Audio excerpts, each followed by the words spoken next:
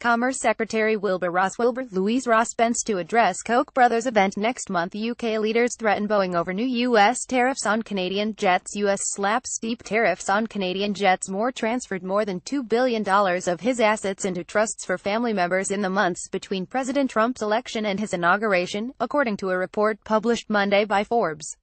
Forbes said it learned of the trusts after questioning Ross about his financial disclosure form. The form showed that Ross had far fewer assets than he had described to the magazine 3 months ahead of the election. Ross told Forbes that he had transferred the assets into trusts for family members.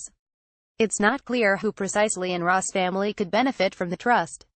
Ross said it included his children and some third parties that could include children from his and his wife's previous marriages, as part of Forbes reporting for its list of the wealthiest people in the United States and the world. Ross' assistant had told the magazine earlier that Ross had a portfolio of an estimated value of $3.7 billion.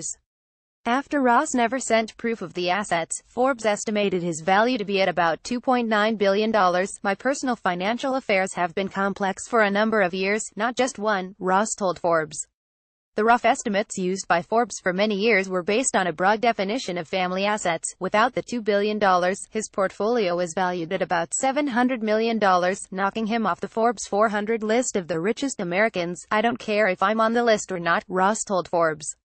That frankly doesn't matter. But what I don't want is for people to suddenly think that I've lost a lot of money when it's not true. Ross said he followed all tax laws in setting up the trusts.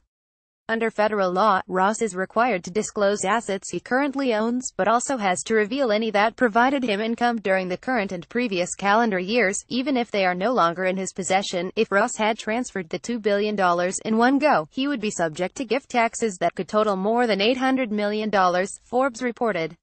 But the magazine noted that Ross could have transferred some of the assets years before the election.